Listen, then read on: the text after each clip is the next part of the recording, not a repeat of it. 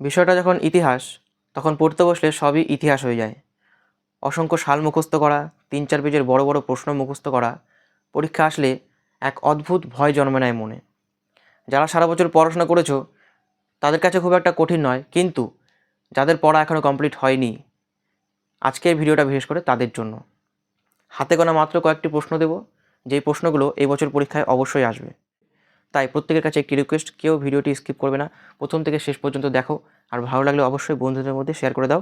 আশা করি প্রত্যেকের রেজাল্ট খুব ভালো হবে, প্রত্যেকের পরীক্ষায় 100% কমন পাবে।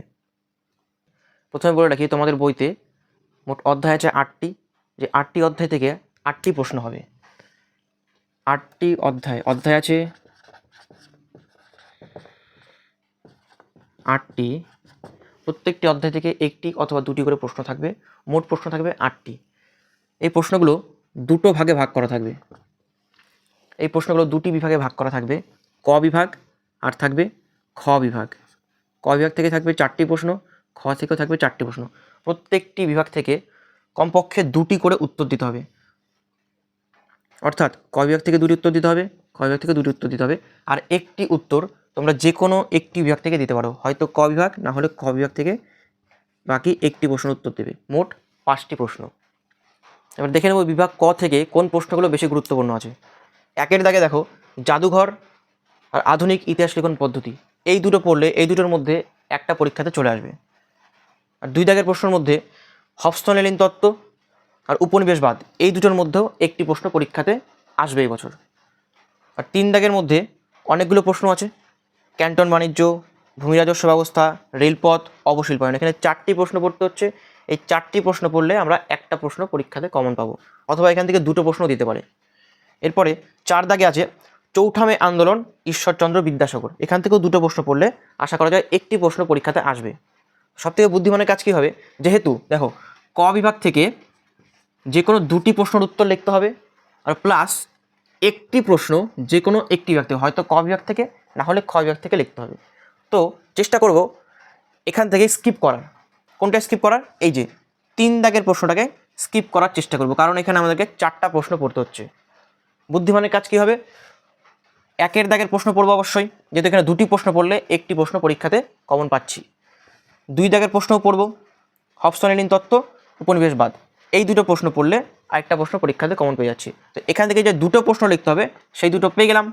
আর বাকি যে একটা প্রশ্ন ক অথবা খ বিভাগের মধ্যে যে কোনো একটি বিভাগ থেকে লিখতে হবে, যদি এখান থেকে চলে আসে তাহলে এটা লিখব, চৌঠা মে আন্দোলন, ঈশ্বরচন্দ্র বিদ্যাসাগর, এই 2টো প্রশ্ন পড়বো এখান থেকে। অর্থাৎ এখান থেকে কটা পড়বো? 2টো, 4টে, 6টা প্রশ্ন পড়বো। এখান থেকে যদি আমরা 6টা প্রশ্ন পড়ি তাহলে 3টে প্রশ্ন পরীক্ষাতে কমন আমরা পেয়ে যাচ্ছি। এরপর বাকি থাকছে খ বিভাগ থেকে 2টি প্রশ্ন, 2টি প্রশ্নও পেয়ে যাব। তাহলে এখানে কি দেখলাম, এখানে দেখলাম বিভাগ ক থেকে 2টি প্রশ্ন লিখতে হবে। আমাদের জাদুঘর, আধুনিক ইতিহাস লিখন পদ্ধতি মুখস্থ করলে এখান থেকে একটি প্রশ্ন পেয়ে যাচ্ছি, হবসন-লেনিন তত্ত্ব, উপনিবেশবাদ পড়লে এখান থেকে একটি প্রশ্ন পেয়ে যাচ্ছি, আর চৌঠা মে আন্দোলন, ঈশ্বরচন্দ্র বিদ্যাসাগর পড়লে এখান থেকেও একটি প্রশ্ন পেয়ে যাচ্ছি। 3টি প্রশ্নের উত্তর আমরা ক বিভাগ থেকে লিখে আসতে পারবো। দেখবো বিভাগ খ থেকে কোন প্রশ্নগুলো বেশি গুরুত্ব দিয়ে পড়তে হবে। দেখো 5 নম্বর দাগে আছে জালিয়ানওয়ালাবাগের হত্যাকাণ্ড, মিরাট ষড়যন্ত্র মামলা, রাওলাট আইন। এই 3টে প্রশ্নের উত্তর পড়লে একটি প্রশ্ন পরীক্ষাতে পেয়ে যাবে। 6 নম্বর দাগে আছে নৌ বিদ্রোহ, ভারত ছাড়ো আন্দোলন। এই 2টো পড়লে একটি প্রশ্ন পরীক্ষাতে চলে আসবে। 7 নম্বর দাগে অনেকগুলো প্রশ্ন আছে, ঠান্ডা লড়াই, ট্রুম্যান নীতি, মার্শাল পরিকল্পনা, জোট নিরপেক্ষ আন্দোলন, কিউবা ক্ষেপণাস্ত্র সংকট। তো আমরা যেমন ক বিভাগ থেকে 3 দাগের প্রশ্নগুলোকে স্কিপ করলাম, এখানেও সেম 7 দাগের প্রশ্নগুলোকে স্কিপ করব। এই প্রশ্নগুলো আমরা পড়বো না, যেহেতু আমাদের এখানে 2টো প্রশ্নের উত্তর দিতে হবে। আমরা কি পড়বো? জালিয়ানওয়ালাবাগের হত্যাকাণ্ড, মিরাট ষড়যন্ত্র মামলা, রাওলাট আইন। 6 দাগ থেকে পড়বো নৌ বিদ্রোহ, ভারত ছাড়ো আন্দোলন। 7-এর দাগের কোনো প্রশ্ন আমরা মুখস্থ করবো না। আর 8-এর দাগ থেকে পড়বো সার্ক আর পঞ্চবার্ষিকী পরিকল্পনা। এই 2টো পড়লো এখান থেকে একটা কমন পরীক্ষাতে চলে আসবে।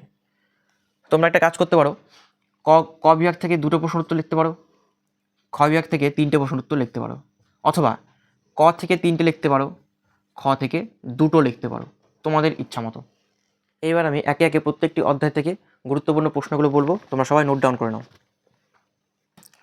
প্রথম অধ্যায় অতীত স্মরণ, এখান থেকে 2টো প্রশ্নের উত্তর পড়তে হবে। প্রথম প্রশ্ন সবথেকে বেশি গুরুত্বপূর্ণ, 3টে স্টার, জাদুঘর বলতে কী বোঝো, অতীত পুনর্গঠনে জাদুঘরের ভূমিকা আলোচনা করো। দ্বিতীয় প্রশ্ন আধুনিক ইতিহাস লিখন পদ্ধতি। যদি কেউ চাও এখান থেকে আরেকটি প্রশ্ন দেখে রাখতে পারো, ইতিহাস রচনায় স্মৃতিকথার গুরুত্ব কী, এটাও পরীক্ষায় আসতে পারে। তো সবথেকে বেশি গুরুত্বপূর্ণ এখানে জাদুঘর বলতে কী বোঝো, অতীত পুনর্গঠনে জাদুঘরের ভূমিকা আলোচনা করো। দ্বিতীয় অধ্যায় ঊনবিংশ ও বিংশ শতকে উপনিবেশবাদ ও সাম্রাজ্যবাদের প্রতিষ্ঠা। এখান থেকে দুটো প্রশ্ন পড়লে একটি প্রশ্ন পরীক্ষাতে চলে আসবে। উপনিবেশবাদ ও সাম্রাজ্যবাদ বিষয়ে হবসন লেনিনের তত্ত্ব আলোচনা করো। আর দ্বিতীয় প্রশ্ন উপনিবেশবাদ বলতে কী বোঝো, এর সঙ্গে সাম্রাজ্যবাদের সম্পর্ক নির্ধারণ করো। এই দুটো প্রশ্ন পড়লে একটি চলে আসবে। তবে এই বছর হবসন লেনিন তত্ত্ব সবথেকে বেশি গুরুত্বপূর্ণ আছে।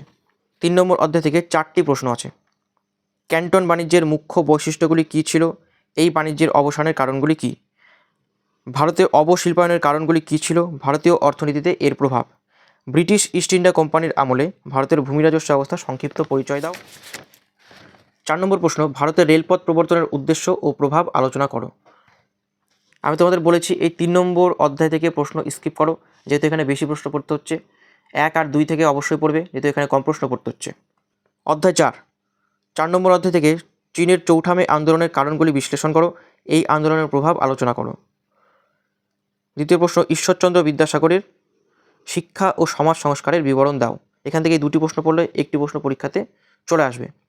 তোমরা এখান থেকে প্রথম, দ্বিতীয় ও চতুর্থ অধ্যায়ের প্রশ্নগুলো পড়বে, তৃতীয় অধ্যায়ের প্রশ্নগুলোকে স্কিপ করার চেষ্টা করবে, কারণ তৃতীয় অধ্যায় থেকে বেশি প্রশ্ন পড়তে হচ্ছে। 5 নম্বর অধ্যায় ঔপনিবেশিক ভারতে শাসন। এখান থেকে 3টি প্রশ্ন থাকছে। জালিয়ানওয়ালাবাগের হত্যাকাণ্ডের প্রেক্ষাপট আলোচনা করো, কোন পরিস্থিতিতে মিরাট ষড়যন্ত্র মামলা শুরু হয়েছিল, এর ফলাফল কী ছিল, রাওলাট আইনের উদ্দেশ্য কী ছিল, গান্ধীজি কেন এই আইনের বিরোধিতা করেছিল। এখান থেকে 3টি প্রশ্ন পড়লে পরীক্ষাতে একটি প্রশ্ন চলে আসবে কমন। এরপর 6 নম্বর অধ্যায় থেকে 2টি প্রশ্ন থাকছে। প্রথম প্রশ্ন সবথেকে বেশি গুরুত্বপূর্ণ, 1946-এর নৌ বিদ্রোহের কারণ ও তাৎপর্য লেখো। দ্বিতীয় প্রশ্ন থাকছে 1942 খ্রিস্টাব্দের ভারত ছাড়ো আন্দোলন সম্পর্কে একটি প্রবন্ধ লেখো। 7 নম্বর অধ্যায় ঠান্ডা লড়াইয়ের যুগ। এখান থেকে তোমাদের বেশ কয়েকটি প্রশ্ন পড়তে হচ্ছে। প্রথম প্রশ্ন ঠান্ডা লড়াই বলতে কী বোঝায়, ঠান্ডা লড়াইয়ের তাত্ত্বিক ভিত্তি ব্যাখ্যা করো। 2 নম্বর ট্রুম্যান নীতি ও মার্শাল পরিকল্পনা সংক্ষেপে আলোচনা করো। 3 নম্বর থাকছে জোট নিরপেক্ষ আন্দোলন সম্পর্কে মূল্যায়ন করো। 4 নম্বর কিউবা ক্ষেপণাস্ত্র সংকটের সংক্ষিপ্ত বিবরণ দাও। এখান থেকে 4টি প্রশ্ন থাকছে। 3 নম্বর অধ্যায়ের মতন তোমরা 7 নম্বর অধ্যায় থেকে স্কিপ করবে, যেহেতু এখান থেকে বেশি প্রশ্ন পড়তে হচ্ছে।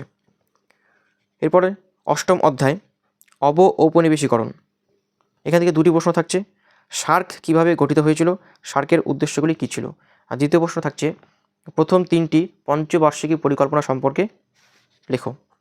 তোমরা বিশেষ করে স্টার মার্ক দেওয়া প্রশ্নগুলিকে বেশি গুরুত্ব দিয়ে পড়বে, এই বছর পরীক্ষাতে সেই প্রশ্নগুলি আসার সম্ভাবনা সবচেয়ে বেশি।